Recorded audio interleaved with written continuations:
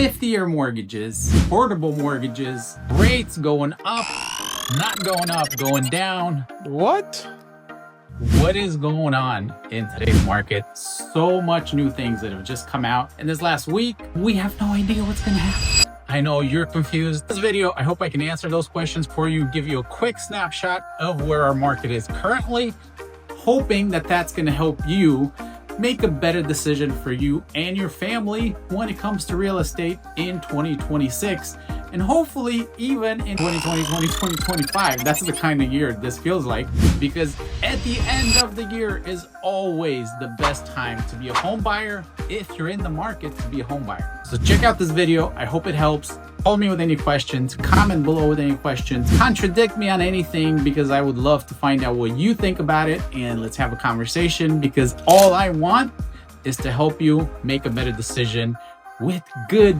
real, trusting information. Let's go. Hey, Robert Tolnai here, your local realtor with Robert Tolnai Home Group.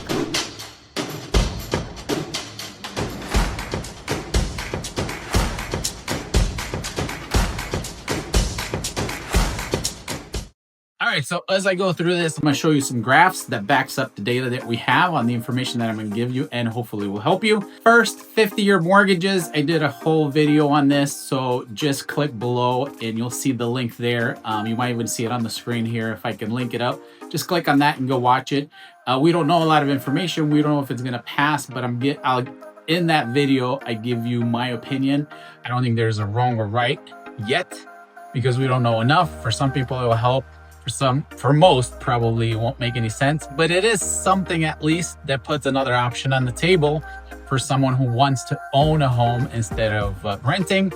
We got to see if the numbers make sense, and that's where I'm always more than willing to sit down with you and walk through that, because it may work for you, it may not. So that's just another option. Portable mortgage is another really cool idea. I actually think that one's a better idea. If you don't know anything about it, don't worry. As it comes out and it becomes more real, I'll have a full video on that, explaining to you exactly what that means. But just a short version of that is all the people who are locked in really good interest rates in the 2 and the 3 and the 4%, they're gonna work on an option where if you wanna sell and buy another home, they'll let you carry that loan that you have at the low interest rate to your new home. It'll be a little complicated to understand, but again, as more information will come out, I'll do a full video on that for you. Rates, are they going to come down finally, eventually? That's what we're all hoping for. That's what we have been promised for the last few months. And the misconception is, because we get this call every time, you see it on the news that the feds lowered the rate 1/4 point. So then, hey, that means my rate is coming down. So let me lock my rate because I'm buying a house. And that doesn't always, well, almost never correlates directly, because our mortgage rates are not linked directly to the Fed rates. They're linked to the 10-year Treasury yield, and that sometimes works backwards when the Feds lower the rate. So it's very complicated. If you want to know the full story, just give me a call and I'll explain to you exactly how that works. But when the Feds lower the rate, it doesn't always mean that your mortgage rates go down. But it does eventually correlate into that. It just takes some time. Sometimes our mortgage rates drop before the Feds lower the rates, just on the good news that they're going to lower it. So then the mortgage rates go down a little bit. And by the time the Feds lower it, the mortgage rates go back up a little bit. So just crazy how that whole mechanism works. But anyway, anytime you need direct information and you need to know what the rates are now, just call us, okay? I mean, we're here to help. Myself, I have 2 amazing lenders who will help depending on what situation you're in. But we will get you the exact information that you need at the time that you need it, not what's going to happen before, what's going to happen in the future or past or whatever. Whatever you need at that moment, we got your back. So just reach out and we'll take care of you. So that's a little confusing how that works. But again, don't worry about it. You just call us or whoever it is that you trust. Okay, it doesn't have to be me or one of my lenders. If you have someone that you truly trust as a good realtor that does this every day and has been doing it for years, or you have a good lender, just talk to them. They'll give you the accurate information that you need to make a decision at that time, not based on what you see on the news. Okay, so that pretty much covers the news, right? So now let's just take a quick look at the snapshot of our local market. Please remember, when I do these videos, these are for our local market here in Arizona. It doesn't cover nationwide because it's very hard to gauge, because they do an average of the entire country, which doesn't help us here specifically, okay? So for us here in Arizona, this is what I want to start with. Stop worrying that our market is going to crash like all these YouTubers are telling you. They need views on their channel, so they're gonna put all kinds of crazy subjects and titles to their videos so you can click on it. Our market here in Arizona, and if you follow anything that I post, you see these snaps that we get every now and again, how strong our economy is here locally. Always new jobs are opening up, new companies are moving in, factories. It's just all kinds of growth as far as job market, and the economy is still strong for us here in Arizona. And the best way that I can explain that is going from a interest rate in the 3s and 4s 3 years ago to 7% interest rates. That should crush and destroy a market in any typical market. But because there's still a good amount of buyers here in Arizona, our market has stagnated. You can see on this chart here, the median price for us here in the Valley is about $450,000, and it's been the same for almost 3 years, 2.5 years. So ever since the rates went up, it's kind of stayed there. Now this is, again, for the entire Valley as a median. In different neighborhoods, it's gone down a bit. In some neighborhoods, it's gone up a little bit. So if you need a area specific chart that shows this, and you want to know exactly how your neighborhood has done for the last 2 years, so you can get an idea of where your value of your home is, just let me know and I can give you that exact specific location. This is general for the entire Maricopa County. So that's just the pricing for a median home price. Now, our luxury market has done really well over the last couple of years, better than probably in the last 10 years. Looking at our data, they sell quicker, faster, for more money. And the average price per square foot in those luxury markets has gone up the last 2 years. So that market has not been affected by the high interest rate. So even though we do have a strong economy, there's still not a lot of sales happening like it used to be in the past. We're in a totally different market, and a lot of home sellers are still having a hard time adjusting to that. And it's 2 years later. A lot of home sellers are still hoping that they're going to put their house in the market and it's going to sell for what they want and above, and they don't have to pay for anything. And that couldn't be farther from the truth. We do have a home here and there in great neighborhoods that is a perfect, beautiful move-in ready home that's still going to sell quickly and it's going to sell well.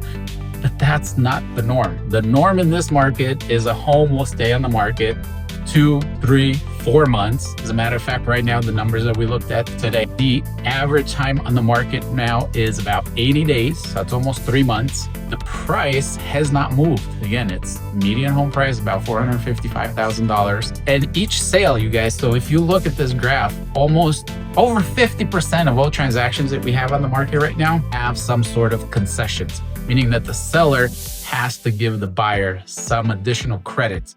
And the average of that amount is around $10,000. So that means that if you want to sell your home in this market, you have to price it correctly. You cannot overprice it because it will sit on the market. You have to understand that it is probably going to take about 2% from your sales price that will go to the buyer to help them with either closing costs or to get a lower interest rate. And if you look at this chart, the average home is selling for about 2% less than what the list price is. So you have to understand that almost all homes are going to have a price deduction. They're going to need a credit. So you need to sit down with your realtor before you list your house to understand that what you think it's going to sell for, it's almost never the amount that is going to sell for. You're going to list that at this price, and from there you're going to have to give about 2% in concessions to the buyer. It's going to be discounted in price, maybe another 2%. So work those numbers into what your net is going to be to make sure that you know what you're up against. Because the worst thing you can do is think, oh, I'm going to list it for 500,000. I'm going to get 500,000 net.